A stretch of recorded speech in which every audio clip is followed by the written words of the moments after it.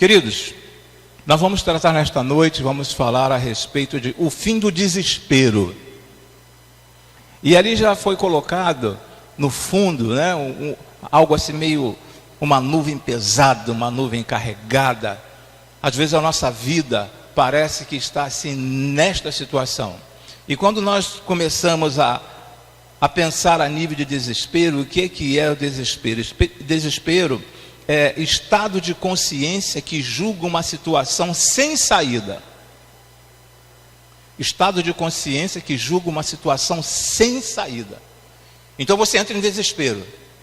Não tem saída, eu entro em desespero. O que está acontecendo lá em Belo Horizonte? Em Minas Gerais, segundo as estatísticas, existem 400 barragens. 400. 50 estão em estado de alerta. E os moradores, as pessoas que moram ali por perto, estão assim aterrorizados, estão em estado de desespero, porque eles viram o que aconteceu em Mariana, ou pelo menos tomaram conhecimento do que aconteceu em Mariana, e também tomaram conhecimento do que aconteceu em Brumadinho. Então estão em desespero. A qualquer momento pode romper uma dessas barreiras aí, romper uma dessa situação e nós sermos cobertos por lama, e não apenas por lama, mas os nossos rios, os veios de água serem assim ficarem de uma forma de que não possamos beber água e que nossos peixes venham a morrer. Então estão em estado de desespero. E às vezes nós ficamos também num estado de desespero. Desespero estudantil, está chegando o dia da prova e eu não consegui decorar aquela fórmula, não aprendi ainda, não consegui gravar. Um desespero a nível relacional, conjugal, eu estou vivendo uma situação que eu sei que a qualquer momento meu casamento vai desmoronar. Vivendo uma situação de que cada momento, de repente, os meus negócios podem, piorar, eu posso fechar as portas, acabar com meus negócios ali, decretar falência na minha firma. De repente uma situação de desespero porque eu cometi alguma coisa e agora o que eu vou fazer? Mas só que nesses momentos de grande desespero é o que nós ouvimos por parte dos nossos irmãos louvando aqui na frente: tu não me deixarás jamais. Nesses momentos que nós mais precisamos, no momento em que nós ficamos assim extremamente desesperados, sabemos que podemos contar com este Deus. O texto aqui nos fala a respeito de uma viúva, e alguns pensam que é viúva de Naim, que Naim era o nome do marido dela, mas Naim era o nome da cidade. Naim era o nome da cidade. E aquela mulher que só tinha um filho, aquele filho morre. E agora só que no momento que ela está saindo da cidade, porque os cemitérios naquelas regiões, o cemitério não é feito dentro da cidade, porque eles guardam ainda um costume judaico que não pode tocar num defunto, não pode estar perto ali daquele túmulo. Então o cemitério é fora da cidade.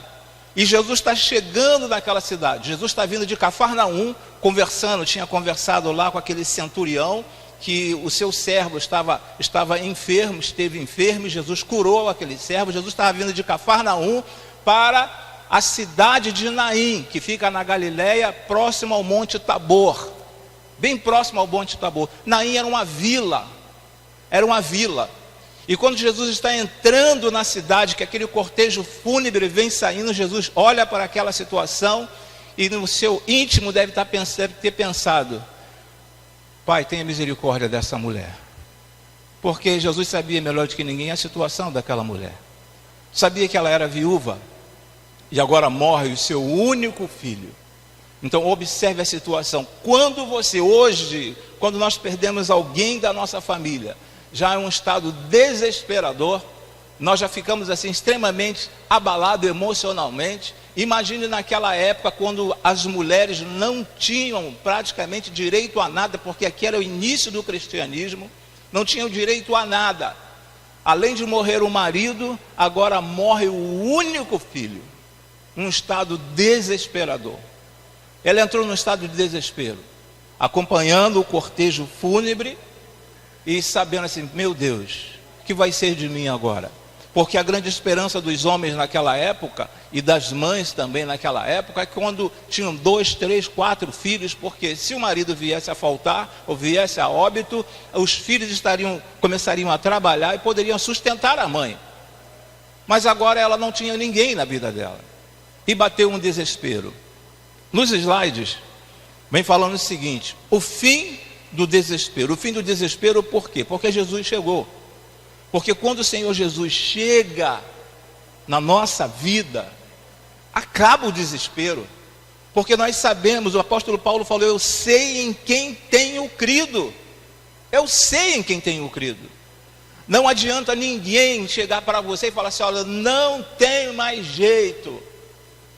Teu marido, sua esposa, seu filho, o comércio, não tem mais jeito. Mas quando Jesus está conosco, quando o Espírito Santo de Deus está dentro da sua vida, tem jeito sim. Então, o fim do desespero na vida daquela mulher. Como ter um fim de um desespero quando a mulher está vendo que o filho está a caminho de um cemitério, está sendo levado para um cemitério, ela está prestes a passar por uma grande necessidade? Como ter fim a esse desespero? Alguns escritores, principalmente no Salmo de número 31, versículo 9, nos fala assim: misericórdia, Senhor, estou em desespero, a tristeza me consome a vista, o vigor e o apetite. Então observe que esta situação de desespero, ele não assola, não chega somente às nossas portas. Na vida do salmista também chegou. E ele mencionou: misericórdia, Senhor, estou em desespero. Quantas vezes você de repente já colocou para o Senhor que esteve em desespero ou está em desespero? Senhor, me ajuda. Quantos de nós aqui, no nosso íntimo, lá no quarto, sozinho, falamos: Senhor, me ajuda. Senhor, não aguento mais. Senhor, eu não suporto mais. Bateu o desespero em você. E bateu o desespero também no salmista aqui: misericórdia, Senhor. Para uma pessoa chegar e falar misericórdia, é porque a situação, irmão, chegou lá no fundo do poço mesmo. E ele continuou: estou em desespero, a tristeza me consome, a vista, o vigor e o apetite. Chris Valentin, ele diz o seguinte: quando você assume a responsabilidade por seus erros, você reassume o leme do seu destino. Você reassume o lema do seu destino. Um outro escritor nos fala também o seguinte: se as nossas orações fragilizadas não nos moverem, elas sempre moverão o coração de Deus. De repente você pode estar passando por uma dificuldade, e essa dificuldade de repente não abalar tanto você. Você pode até não chorar, mas move o coração de Deus. Porque você é filho, porque você é filha. E Ele sabe plenamente o que está acontecendo contigo. O mesmo escritor ainda continua dizendo o seguinte: quando falta tempo de qualidade com Deus, sentimos solidão. Observem bem: quando falta tempo de qualidade com Deus, sentimos solidão, frustração e decepção em nossos relacionamentos com os outros. Com os outros. Sentimos tudo isso. Quando Jesus chega, tudo muda. Tudo muda. Para você que nos visita nesta noite, para você que foi membro desta igreja, ou foi membro de uma outra igreja, esse outro slide nos diz que quando Jesus chega, tudo muda. Tudo muda. Muda tudo. Por quê? Porque você já começa a ter uma visão celestial. Você busca, nós buscamos sabedoria em Deus. O Senhor começa a te mostrar o caminho para você sair daquela dificuldade. Ele começa a te mostrar que você está indo por um caminho errado. Então, quando Jesus chega, tudo muda. E tudo mudou na vida daquela mulher. No decorrer aqui da mensagem, os irmãos verão e ouvirão que tudo mudou na vida daquela mulher. E se mudou na vida daquela mulher, por que não pode mudar na sua? Eu sempre bato nessa tecla e gosto sempre de bater nesta tecla, porque às vezes nós imaginamos que estes fatos, essas narrativas ocorreram apenas naqueles dias. Mas isso tudo, quanto nós lemos, pode acontecer nos dias atuais, irmãos. Eu preciso crer que quando Jesus chega, tudo muda, tudo vai mudar na minha vida. Você precisa entender isso, você precisa aceitar isso. Por pior que seja a situação que você esteja experimentando, tudo vai mudar na sua vida, a partir do momento que Jesus chega. E a primeira coisa que nós começamos a observar com a chegada do Senhor Jesus, mais uma vez relembrando, o cortejo fúnebre vinha saindo e Jesus ia entrando na cidade de Naim. E Jesus observa aquela situação e as coisas começam a mudar. Jesus deseja fazer parte da sua vida. Essa é a primeira ideia. Jesus deseja fazer parte da sua vida. Mas pastor, eu conheço Jesus. Você conhece porque ouviu falar, mas de repente não conhece a nível de experiência com Ele, de ter recebido a Ele como único e suficiente Salvador. Jesus deseja fazer parte da sua vida. E o texto lá em Lucas capítulo 7, versículo 12, nos fala assim: ao se aproximar da porta da cidade, estava saindo o enterro do filho único de uma viúva. E uma grande multidão da cidade estava com ela. Jesus está chegando, ela está saindo. De repente você está entrando nesta igreja e Jesus já está presente, querendo transformar a sua vida. Você saiu de casa com um grande entristecimento, com um desespero no coração, e pensando: Senhor, eu estou indo na tua casa, misericórdia, me ajude, Senhor. Eu imagino aquela senhora, aquela mãe saindo de casa, que um momento difícil é quando você toma conhecimento, recebe a notícia do falecimento de alguém. Esse é um momento extremamente difícil. E um outro momento extremamente difícil é quando você vê que o pessoal está pegando aquele caixão e levando para um sepultamento. E aquela mulher então saindo, está sentindo uma dor enorme no coração. Mas só que ela está saindo e Jesus está chegando. Você saiu da tua casa e Jesus está chegando, está querendo chegar na sua vida. Está querendo transformar, mudar a história da sua vida. Então eu preciso entender isso, entender de tal maneira que não seja apenas algo intelectual. Pastor falou em Cafarnaum, pastor falou no Monte Tabor, pastor falou na Galileia, pastor falou que ficava ali na base do Monte Tabor, nessa cidade. Que não fique nisso, nessa informação, no caráter informativo, mas que eu comece a entender e receber isso na minha vida, e começar a colocar diante de Deus: se aconteceu com aquela mulher, pode acontecer comigo também. Se a bênção chegou na vida daquela mulher, a bênção pode chegar na minha vida também. E o teu problema, eu creio que de repente não seja o mesmo problema desta mulher, que por pior que seja o teu problema, não se compara ao sepultamento de um filho. Não se compara ao sepultamento de um filho, porque de acordo com a situação, com a normalidade da vida, são os filhos sepultar os pais. Mas deve ser uma dor muito grande um pai ou uma mãe ter que sepultar um filho. Deve ser muito doloroso. E o desespero bateu na vida daquela mulher. A companhia de Jesus é insubstituível. É insubstituível. Uma vez que o Senhor Jesus chega e você recebe em tua vida, ninguém mais vai conseguir tirar Jesus da tua vida. Ninguém mais. Em Romanos nos fala a respeito disso. Nada tem condições de nos separar do amor de Deus. Nada. Por quê? Porque você permitiu que Jesus chegasse e fixasse domicílio na sua vida. Não fosse apenas um visitante. E aquela mulher estava com o coração aberto. Ela estava vendo que vinham os discípulos e uma multidão seguindo Jesus. E ela observou, olhou, viu que era Jesus. E eu creio que ela depositou a sua confiança, a sua fé no Filho de Deus, naquele que estava entrando na cidade. Porque Cafarnaum, para a cidade de Naim, não ficava tão longe, era perto. E ela tinha conhecimento, ela sabia perfeitamente quem era Jesus. Ela sabia quem era Jesus. E quando colocou o olho naquele homem, falou assim: ele pode me ajudar. Embora o texto não narre aqui, não fale aqui, que ela chegou e falou: Jesus, olha, meu filho, tem misericórdia do meu filho. O texto não fala isso. Mas eu creio que no íntimo, lá no íntimo, ela acreditou que Jesus poderia fazer alguma coisa por ela. E eu creio que este Jesus também, Ele quer fazer alguma coisa por você. Ele quer mudar alguma coisa em você. Então a companhia de Jesus é insubstituível. Faça da presença de Deus seu maior alvo. Faça da presença de Deus o seu maior alvo. O que eu quero para a minha vida? O que eu pretendo para a minha vida? E é interessante que as pessoas que praticam tiro ao alvo, ou quem está no quartel, você tem que mirar. O importante não é você acertar em uma daquelas áreas do alvo, mas o importante é você acertar lá na chamada mosca, ir lá no ponto central e acertar ali.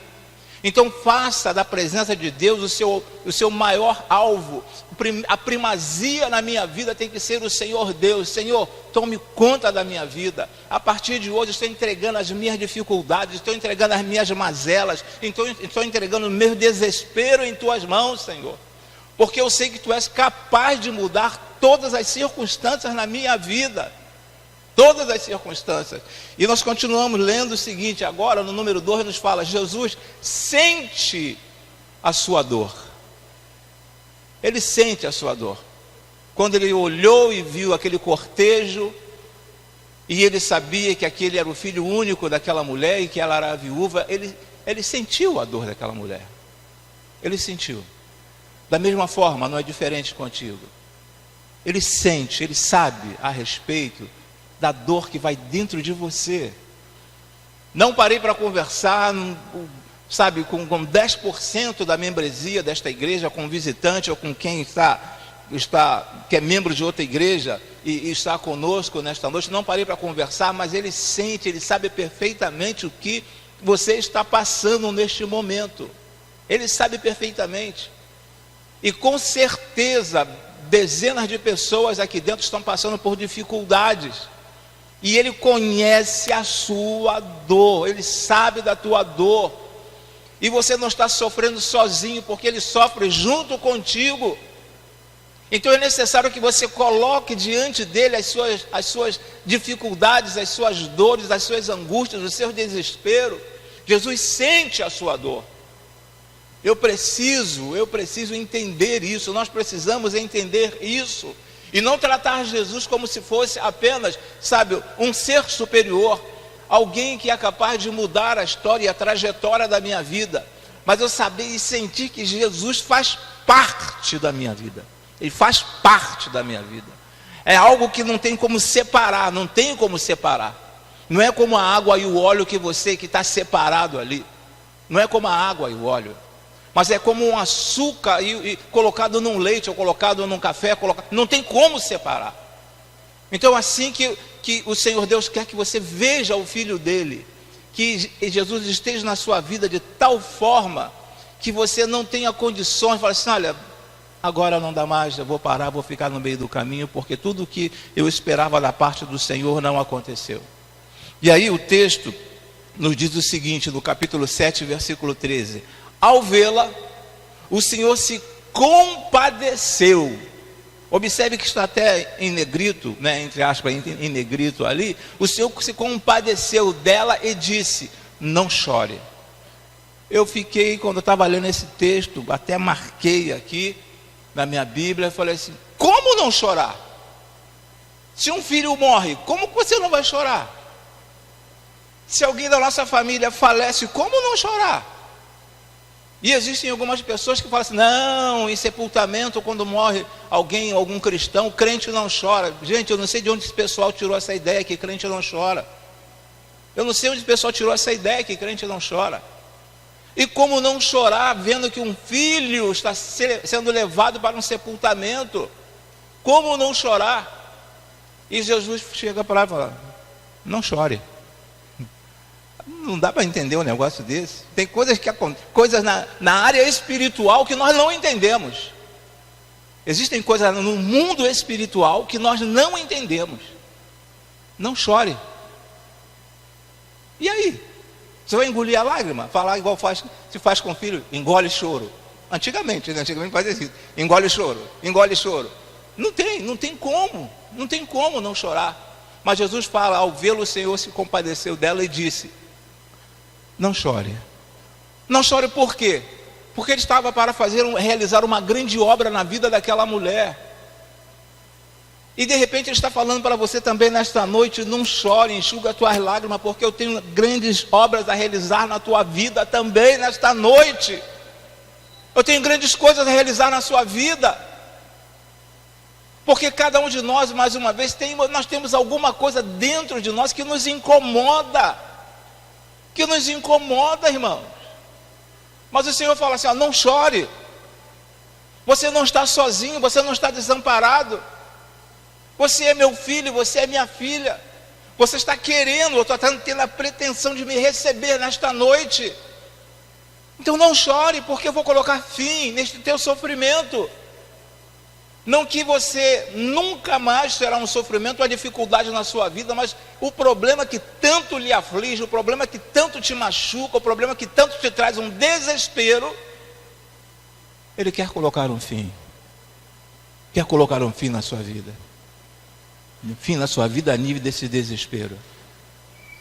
Mas eu quero crer, eu preciso crer, eu preciso entender dessa situação. Nenhuma tentação, nenhum teste que surge no caminho de vocês é maior que o enfrentado por outros. Tudo que vocês precisam lembrar é que Deus não deixará que fracassem. Ele nunca permitirá que sejam pressionados além do limite, mas estará sempre com vocês para ajudá-los a vencer a tentação. 1 Coríntios capítulo 10, versículo de número 13. Ele sempre estará conosco. Não existe dificuldade tão grande no qual você não possa suportar. O Senhor permite que você vá caminhando numa situação, passando por um desespero, passando por uma angústia, mas quando você chega e fala assim: Senhor, não dá mais. Aí é a hora que Jesus começa a agir. Já observou que às vezes você fala para a tua esposa: estou sentindo uma dorzinha aqui. Aí tua esposa diz assim: olha, é bom nós irmos ao médico, é bom você... Não precisa não. A dor aumenta um pouco. Aí você fala assim: olha, está doendo. Aí a esposa fala, ou o esposo fala: vamos ao médico. Pega o carro, vamos ao médico. Mas chega um ponto que você fala assim: olha, não dá mais. Não dá mais. Me leva para o médico. Às vezes isso acontece também em nossas vidas. Às vezes as situações estão pequenas, elas vão aumentando, mas chega um ponto que só o médico que pode tratar. Só o médico que tem condições de te auxiliar naquele momento de tanta dor física. E o Senhor quer te ajudar nessa dor que você está sentindo. Há quanto tempo você vem trazendo ou carregando esse fardo sobre o teu ombro, ou sobre os teus ombros, de dificuldade, de desespero? Há quanto tempo você vem trazendo? Mas há quanto tempo você já poderia ter deixado esse fardo lá atrás? Se tivesse entregue ao Senhor Jesus, aos cuidados do Senhor Jesus, essa dificuldade. O texto é claro quando fala: entrega o teu caminho ao Senhor, confia nele, e o mais ele o quê? O mais ele fará. Entrega o teu caminho ao Senhor e confia nele. É adolescente, é jovem, é adulto, entrega o teu caminho ao Senhor. Está passando por dificuldades, entrega o teu caminho ao Senhor. Está passando por um sofrimento, entrega o teu caminho ao Senhor. Está passando por um desespero, entrega o teu caminho ao Senhor. Em Gênesis capítulo 26, versículo de número 24, a palavra nos diz desta forma: não tema, porque estou com você, eu o abençoarei. Olha uma confirmação de uma palavra aqui que o Senhor Jesus falou àquela mulher, Paulo falou ao povo de Corinto, e agora em Gênesis está falando o seguinte: não tema. E o Senhor Deus está falando aqui, não apenas no livro de Gênesis, mas está falando para você também. Não tema, porque estou com você. Você não está sozinho, gente. Você não está sozinho. Eu preciso entender isso. Nós precisamos entender isto. Nós não estamos sozinhos.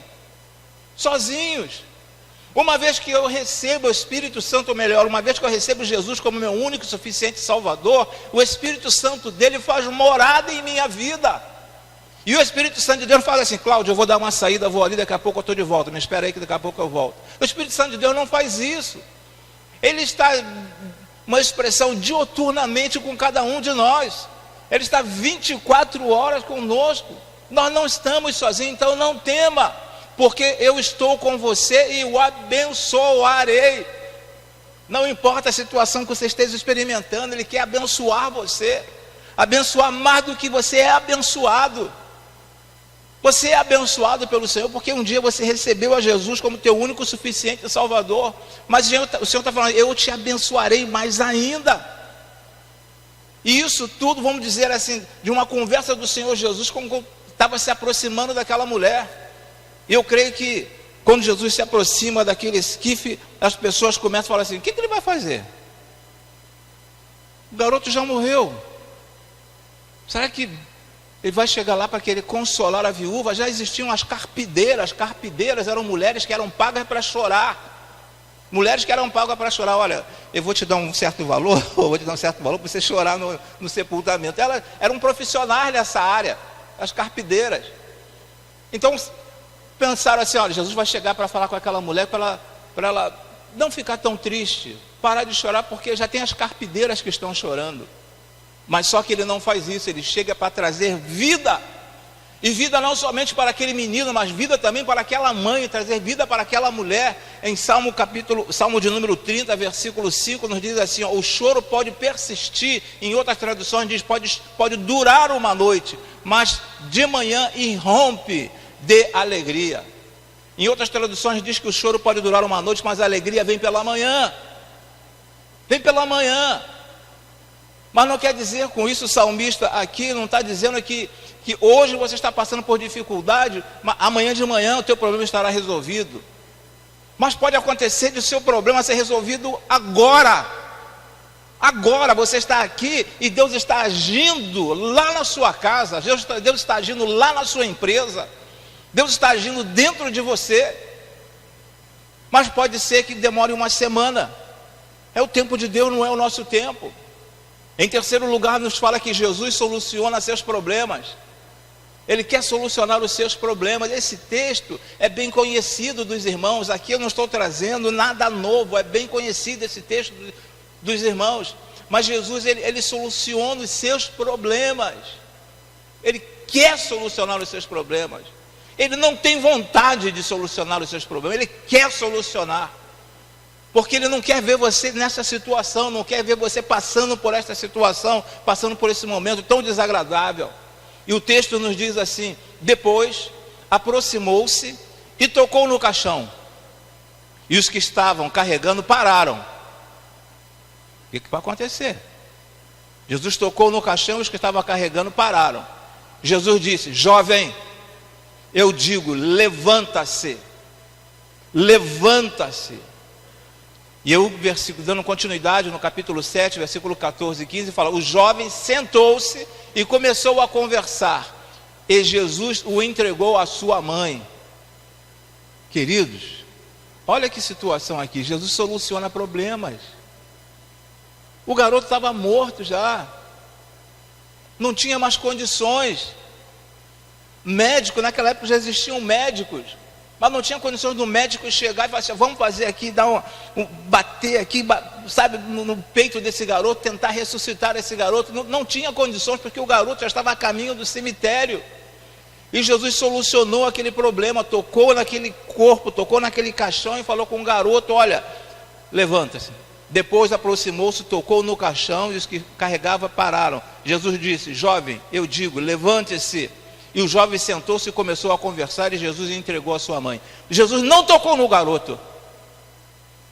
Jesus não tocou no garoto. Jesus tocou no caixão. Jesus tocou no caixão. Não chegou no garoto, colocou a mão no garoto e falou assim: ó, viva. Eu quero que você retorne à vida neste momento. Jesus tocou no caixão. No caixão. E Jesus, ele quer trabalhar na tua vida, Ele quer trabalhar em nossas vidas. Mas não precisa você chegar e falar assim: Senhor, olha, entra, sabe, vai lá no meu íntimo, vê a minha tristeza, a minha dificuldade, a minha angústia. Ele conhece os teus problemas. E o hino que nós cantamos conhece o seu interior também. Conhece o seu interior também. Jesus não tocou no menino, tocou apenas no caixão. Olha a autoridade. Se ele toca no caixão e fala, menino, levanta-se. Imagine na sua vida, querido. Imagine na sua vida. Quando você entrega, quando nós entregamos a nossa vida nas mãos do Senhor e pedimos que Ele faça algo a respeito das nossas vidas. Mas existem pessoas que aquela mãe poderia falar assim, Jesus, meu filho já morreu, dá licença, deixa eu passar. E existem muitas pessoas que não sabem que o problema existe, que o problema está instalado, e Jesus quer solucionar, mas fala assim, dá licença, deixa eu passar, vocês estão atrapalhando, já está vendo que eu estou sofrendo demais, o horário do sepultamento já está marcado, e vocês estão me atrapalhando. Às vezes o Senhor Jesus está na nossa frente, está diante de nós, Ele está falando assim, eu quero te ajudar,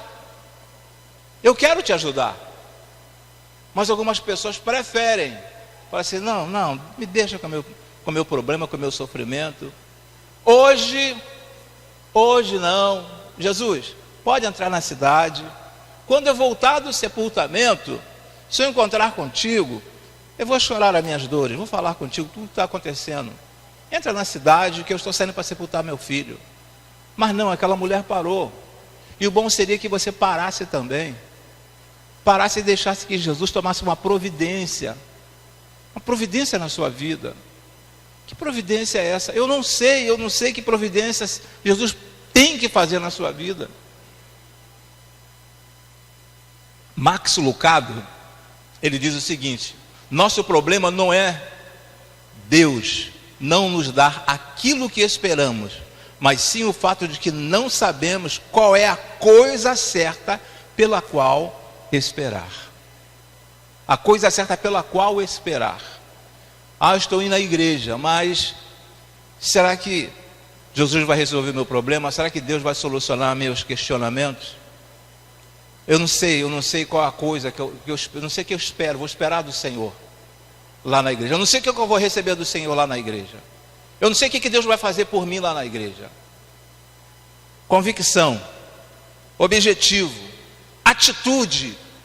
Senhor, eu sei que Tu podes solucionar o meu problema. Então eu estou colocando diante de Ti nesta noite. Estou colocando diante de Ti nesse dia. Tem misericórdia de mim, Senhor. Porque eu já não suporto mais, já estou extremamente em desespero, não aguento mais. Até quando, Senhor, eu terei que chorar, conforme disse o profeta menor no Antigo Testamento? Até quando eu terei que chorar? Até quando? E de repente nos posicionamos deste jeito, desta forma. Até quando, Senhor? Eu terei que chorar, porque eu não tenho uma convicção do que esperar da parte do Senhor. Mas quando eu tenho uma convicção, eu creio. O meu problema é grande, mas o problema que está instalado em minha vida é grande. Mas eu creio neste Deus que tudo pode, neste Deus que vai mudar o rumo da minha vida, que vai mudar a história da minha vida. Você nunca será um fracasso até que desista. Pastor Carlito Paz fala isso. Você nunca será um fracasso até que desista. Às vezes nós desistimos.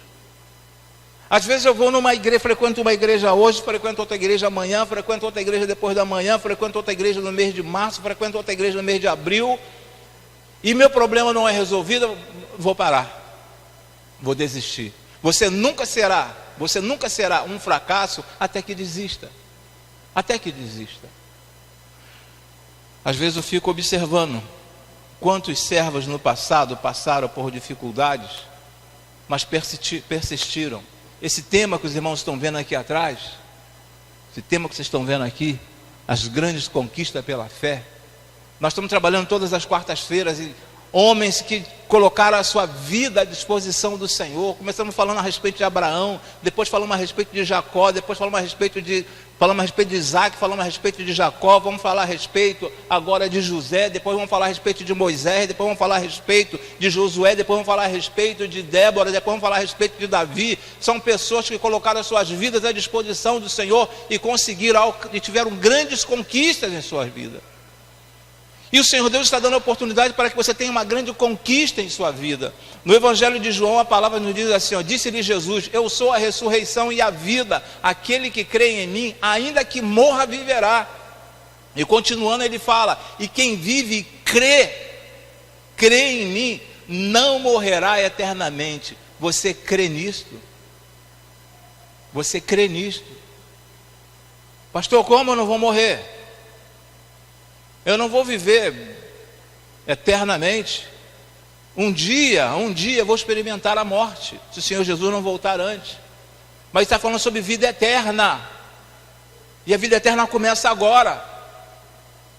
Lá na carta de João, terceira carta de João, capítulo 1, versículo 5, nos diz o seguinte: essas coisas vos escrevi para que tenhais certeza da vida eterna. Para que tenhais certeza da vida eterna. 5,13. Tenhais certeza da vida eterna. Então ele vem falando aqui, ó, e quem vive e crê em mim, não morrerá eternamente. Você vai viver eternamente ao lado do Senhor. Embora algumas pessoas cheguem até a questionar que essa expressão eternamente não existe no original, no grego, mas existe aionios, que é um tempo indefinido. É um tempo indefinido ao lado de Deus. Então quem crer em mim não morrerá eternamente. Você crê nisso? É necessário que eu creia. É necessário que você creia. É necessário que nós venhamos a crer. Que creiamos nesta promessa do Senhor. Eu estou com você. Palavra do Senhor, quando ele diz, eis que estou convosco todos os dias, até a consumação do século. Eu estarei com vocês até a consumação, até a consumação do século. Em Isaías capítulo 32, versículo 18, o meu povo viverá em locais pacíficos, em casas seguras, em tranquilos lugares de descanso, promessas do Senhor para a nossa vida, para cada um de nós. Ele quer isso, para cada um de vocês, para cada um de nós. Bill Johnson, ele diz o seguinte: a ausência do sobrenatural é intolerável. A ausência do sobrenatural é intolerável. Eu não posso viver apenas com base naquilo que eu estou vendo. Eu tenho que viver com base naquilo que Deus pode fazer por mim, no mundo espiritual. Nós não temos condições de ver, não temos condições de analisar, não temos condições de visualizar, mas existe uma grande batalha neste momento na esfera, no mundo espiritual. Por quê? Porque nós estamos falando a respeito do amor de Deus, do que Cristo pode fazer por cada um de nós, mas na área espiritual existe uma batalha muito grande, da parte do maligno com os anjos de Deus, tentando trabalhar para que essa mensagem não chegue de uma forma clara até o teu coração, e confunda a sua mente, você não consiga decodificar o que Deus está querendo falar a você. Eu não consigo ver, por isso que ele vem falando, está dizendo aqui que a ausência do sobrenatural é intolerável. Eu tenho que acreditar no que Deus está querendo fazer na minha vida. Salmo de número 5, versículo 3 fala: de manhã ouves, Senhor, o meu clamor, de manhã te apresento a minha oração e guardo com esperança. Salmo 5, versículo de número 3: de manhã ouves, Senhor, o meu clamor, de manhã te apresento a minha oração e guardo com esperança. Guardo com esperança. E guardo com esperança. Será que você tem guardado com esperança as promessas do Senhor na sua vida? Este é o questionamento. De manhã ouves, Senhor, o meu clamor. De manhã te apresento a minha oração e aguardo com esperança. E aguardo com esperança. Será que você está aguardando com esperança as grandes realizações da parte do nosso Deus em sua vida? Mas este aguardar não é retardar a ação de Deus na sua vida. É tomar uma decisão, tomar uma atitude. Falar: Senhor, Tu sabes que eu preciso. Tu sabes que eu estou em desespero, Senhor. Tu sabes o tamanho da minha angústia. Quantas esposas não falam para os esposos, mas vivem numa angústia tremenda dentro delas, guardam dentro delas uma angústia tremenda. É um sofrimento que dura anos, que dura décadas, irmãos. que dura décadas. Não vou separar. Eu não quero separar deste homem. Mas está sofrendo. Mas não coloca, sabe, essa situação diante do Senhor. Quantos homens também têm sofrido também ao lado de algumas esposas, mas têm sofrido muito, mas não coloca diante do Senhor os seus lamentos, as suas situações de desespero. Coloque diante do Senhor. Você que é filho, coloque diante do Senhor o teu desespero. O que vai ser da minha vida? Eu não sei o que vai ser da minha vida. Deus sabe perfeitamente. O que vai ser da vida dos meus filhos? O que vai acontecer agora com eles?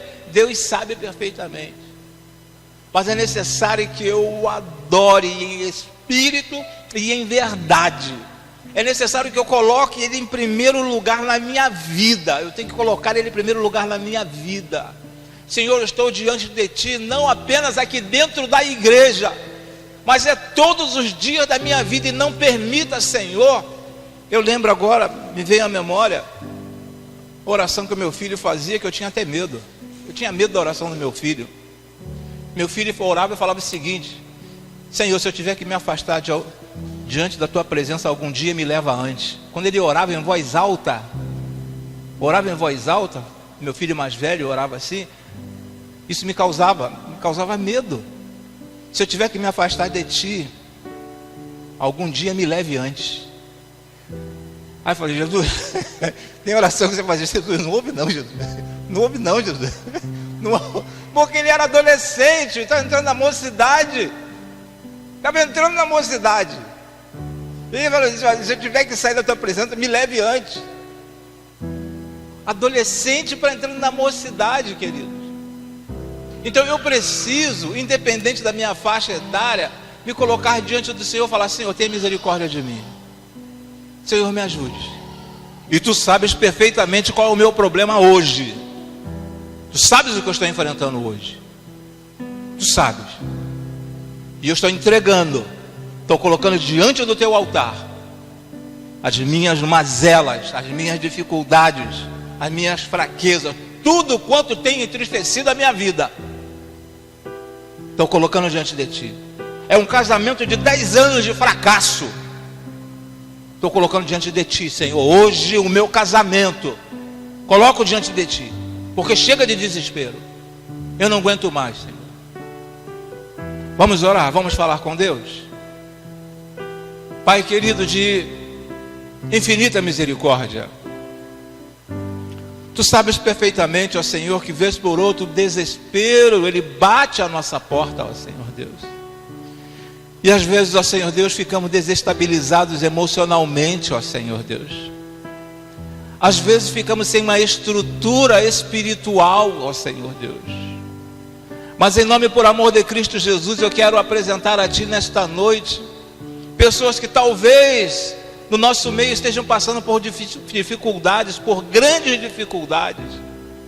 Quero Te apresentar essas pessoas. Tu conheces, ó Senhor Deus. Conhece essas pessoas perfeitamente, ó Senhor Deus. Mas eu quero colocar diante do Teu altar, ó Senhor, Te apresentar essas pessoas. Nesse instante, ó Senhor, que essas pessoas lembre ou relembre, ó Senhor Deus, de tudo quanto traz uma angústia, um desespero no coração delas, ó Senhor Deus. E fala: Pai, cuide de mim. Pai, cuide, trate de mim, Pai, nesta noite. Senhor, me segure no Teu colo, ó Senhor, nos Teus braços, ó Senhor Deus. Cuida de mim, Senhor, porque eu não consigo mais, não tenho forças para caminhar. Me ajuda, Senhor, porque eu já tentei tudo, humanamente falando, já tentei de tudo, mas não consegui. Mas a Tua palavra nesta noite me mostrou, ó Senhor Deus, do que Tu podes fazer, ó Senhor Deus. Pode fazer muito mais do que eu possa imaginar, Senhor. Preciso da Tua ajuda, Senhor. E por isso, coloca a minha vida em Tuas mãos nesta noite. E em nome e por amor de Cristo Jesus, que eu Te apresento, ó Pai, mais uma vez, cada uma dessas pessoas. Agradecimento este feito em o nome e por amor de Cristo Jesus. Amém e amém, Senhor. Amém.